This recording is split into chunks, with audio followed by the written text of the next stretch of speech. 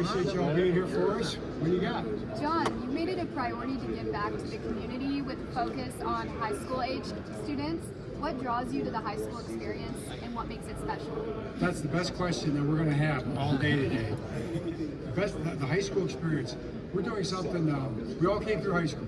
We all understand how formative that is, right?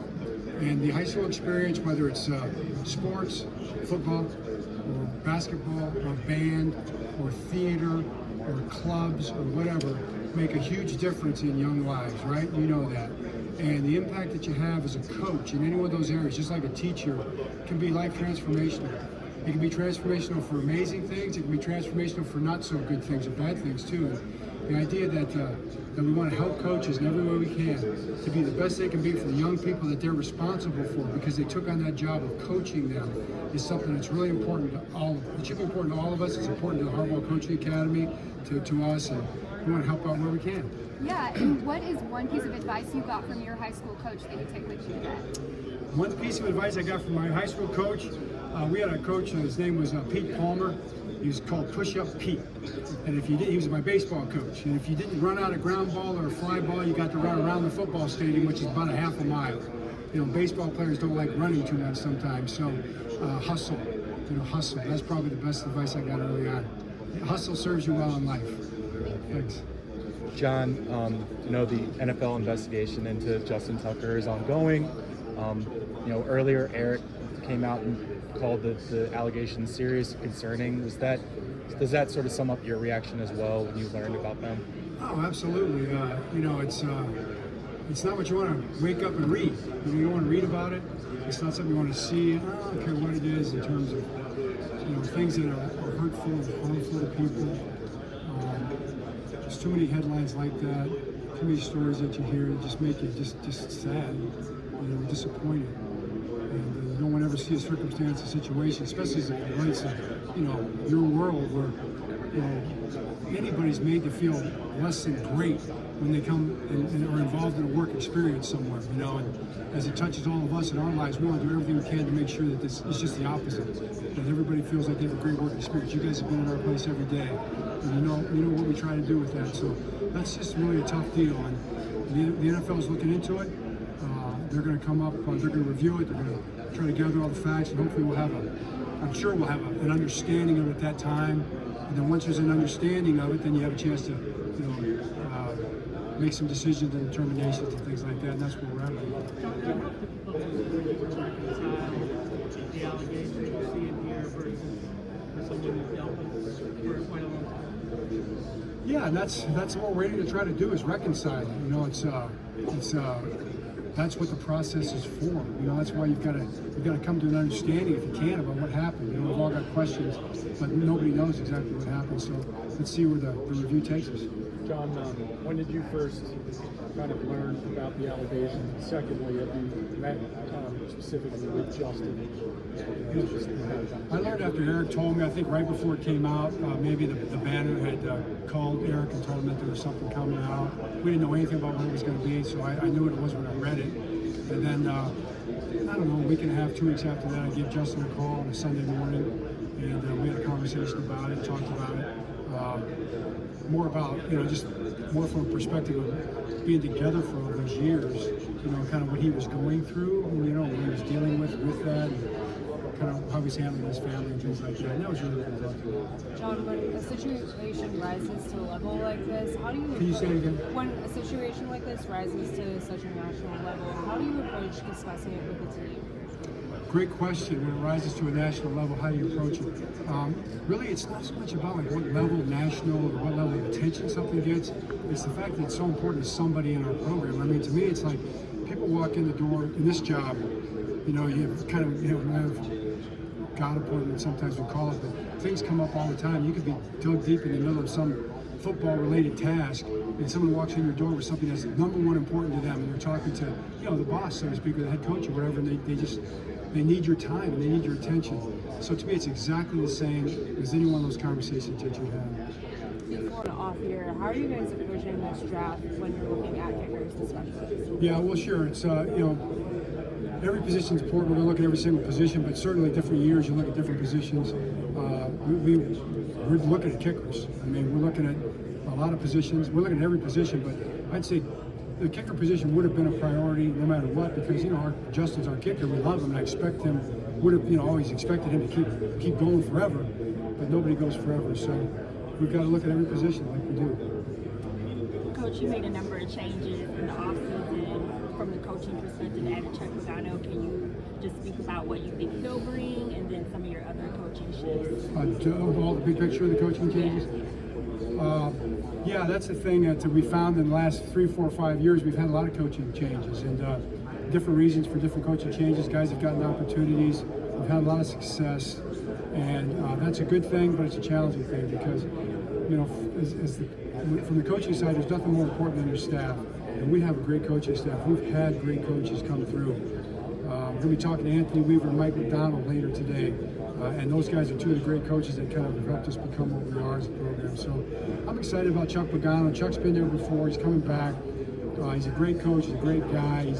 He helped start it back in 2008 through 2011. So love Chuck, and I think he's going to bring a lot to the table. And then Donald DeLacio's a young guy who's got a lot of talent. And Ty Santucci's going to do a great job with the linebackers. And Matt Pease.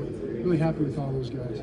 Coach, I know you guys have always prioritized defensive tackles and the defensive tackle rotation, but this draft supposedly deep at that position, and seeing like with the Eagles, having game records up front. How eager are you to look at this maybe defensive tackle class and maybe be able to find a rotational defensive tackle in this year's class? It starts there. It starts on the offensive and defensive line. So we're going to be looking at both lines really hard. You look at every position. It gets a deep running back class from what I've been told too. So we'll be looking at that position too. But yeah, game wrecking defensive tackles, kind of a big deal. Pass pressuring defensive ends, that's kind of a big deal too. John, you talked about your coaching staff. You guys had the largest coaching staff in the league last year. How has your thought process maybe evolved on assembling assistants and coaches, and why do you need so many coaches? Yeah, well, our analysts are in that list. So just so you know, we have about the same number of guys on the field, coaches, women coaches too on the field. We have the most women coaches in the league, which I'm really proud of that. We got a very diverse coaching staff, really proud of that. And we have a great coaching staff, most importantly, and that's the thing I'm most proud of. What's the benefit to having so many analysts? I mean, how do you Well, everybody's got them, but they're just not listed on the coaching staff. We just give them coaching staff credit. I think the Browns have 24 people in their analytics department, so that would make them the biggest coaching staff in the league. John, you mentioned the women's coaches. Obviously, you guys have been near the forefront of that. Have you guys had any conversations when those in the wake of those allegations? You guys have, the women's coaches, a number of them have been kind of at the forefront of that. Have you guys had any internal conversations, after those allegations kind of emerged? Our women coaches are doing a great job. They're coaching football. They're contributing to our team. They're learning. They're younger coaches in the weight room, on the football side, through the administrative, through the analytic part of it. We have some great young people coaching for us. I'm excited to be there. Coach, you mentioned the deep running back class. What's that? You mentioned that the running back class is deep. Are there any other position groups or just anything in general that stands out to you about this draft class? Yeah, that's probably a better Eric question. I personally watched the tackles and guards right now so far. On offense, that's what I've gotten through, and I like a lot of those guys. So that's what I can speak to. What are some things you think Jim learned about himself in his first year back coaching the NFL? Jim learned about himself? I don't know, man. He seems like the same Jim to me. I think people maybe with the Chargers learned about how good he is and how much fun he is to be around every day. You're around him a lot, and he's I was just talking to Joe Ortiz on the way coming down the hallway here, and he said we work really hard and we have a lot of fun doing it. And I think that's something that Jim's always been about. He's fun to be around. He's all ball. If you like football, you like being a Charger, and I feel the same way about the Ravens. Kind of run similar type programs, and it's kind of what it should be about. I know there's a lot of. I know in the past you've kind of been a little outspoken about, say, some changes to replay that you want to see, and you said some things about that. Whether it be that or any other rule change, have you ever over the years maybe taken the step of talking to your colleagues across the league and trying to express your viewpoint, maybe change opinions? I don't know. I'm interested in that process, how it goes from idea to? That's a great question. I have been very involved in that, and you can ask anybody that, and they'll probably tell you that yeah. He's been a little bit of a pain about that, but the thing I appreciate about the league is there's great dialogue with that, and they do. Like Roger wants to hear everybody's opinion, and Troy wants to hear everybody's opinion, and those guys are kind of at the top of the food chain there, and it kind of works from there through the competition committee and all that. So they're great. No, I haven't always gotten what I've suggested. Yeah, I think most of the time that they should be doing what I think is right, but the coaches talk a lot too, and as far as replay, I'm just as much replay as we can that makes sense. Some things don't make sense in replay, but to me, the idea, the end of the deal should be to get it right as much as we can, and with technology,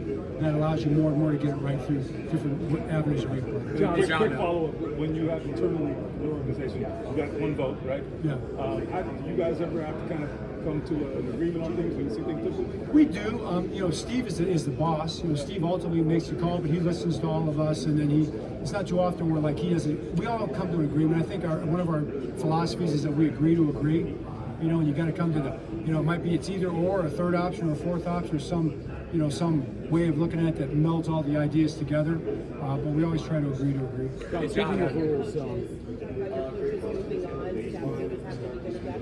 How much pride do you take in having a coaching tree and developing young coaches? Thanks. I do. You take a lot of pride in that, You take a lot of pride in the fact that your coaches are going off and they're doing well. And you kind of see the personality of the teams that they coach or the units they coach. And you feel like, man, that looks familiar to me, And that's something that you do. You take a lot of pride in that, and especially as you get older. You start feeling better and better about that. So I love our guys. And, I don't love playing against them all the time. That's not so much fun, but you love what they're building. Hey, John, I asked Eric earlier, and he referred to this question as a coaching question, so I'll ask you now. In the event you were to lose Ronnie in free agency, would you be comfortable going to Roger in year 2 on the left side? Absolutely. Yeah. That'd be one of the options we could go to. It would depend on the draft and different things like that in free agency. I think we'll probably keep Ronnie. Hopeful that we will, but if we don't, we'll have an option, and that would be one of them for sure. And guard-wise, Voorhees, you like him as Voorhees got a great shot at that. He looked really good at the end of the year when he played, and there's other guys in there too in that mix. Was it because of injury that he kind of fell out of the rotation? Yeah, it was early in his career, and it just someone came in there and played really well. I mean, Pat went in there and played great, and that was a better option. But Andrew was working all the way through and developing, and all of a sudden, boom, he's back on the field. You guys don't see the practices, but then he's back on the field and he played really well. And that was because of all the work between then and when he got his opportunity. John, speaking of rules, the tush push. What's your tush push? What's your feelings on that? And you obviously have a Mark Andrews play similar to it. So what's your thoughts on whether it should be banned or not? Well, to me, it's okay. You got to take all those rules holistically. Okay, what effect does one rule change have on the next thing? So if you take out the tush push, then you're going to take out all pushing. Okay, so guy can't be downfield and the offensive lineman come running in and push the ball carrier 5 more yards. You can't take one out and not the other. They're the same. Just like you're not supposed to be able to grab a running back and pull him into the end zone. That hasn't been officiated. They've allowed that to happen. That's already against the rules. How are you going to officiate that? So if we want to say that you can't help push a back, then you can take out the tush push. If you're going to say that that's still allowed, in my opinion, you can't take out the tush push. So you're okay I'm good with you. I'm okay with the tush push. Yeah. How important is it this offseason to add a pass rusher and being able to get home with 4 and not having to send extra bodies in a blitz? Yeah, we believe in both. I think you want to be able to get there with 3. Maybe we'll make them hold a little longer. You want to be able to get there with simulated, where you bring 4, but it's not the guy they expect to come and make them hold the ball with coverage guys. You want to be able to get there with 4 rushers. Like some teams that have those guys, they do a great job of that. We have those guys too. We've done that a lot. You want to be able to get home with zone blitzes, with man blitzes, with all-out blitzes. We like to keep it moving. We like to keep people guessing. That's kind of our format. And 4-man rush, absolutely. Thank you. John, you brought up your quote from about 2002 about zero tolerance. Eric was asked today, can you explain the policy? And he talked a little bit about that. In your mind, where is that policy as it pertains to Justin Tucker's situation? That's to be determined. I think that's to be determined. Right? That's something we got to find out. That's what the review's for, to gain an understanding of what we're even talking about. You can't take an action without understanding, right? You got to get the facts and understand what happened as best you can, and then you take the situation for what it is. But the principle's the same. How do you define that principle, that term a little bit? Maybe we'll come out and make a definition of that at some point in time. You know, that's something that, you know, that would be interesting to me. But I think everybody understands the idea there, and let's see where the review takes us. Last one. No, absolutely not. Absolutely not. Okay, great. Thanks. All right.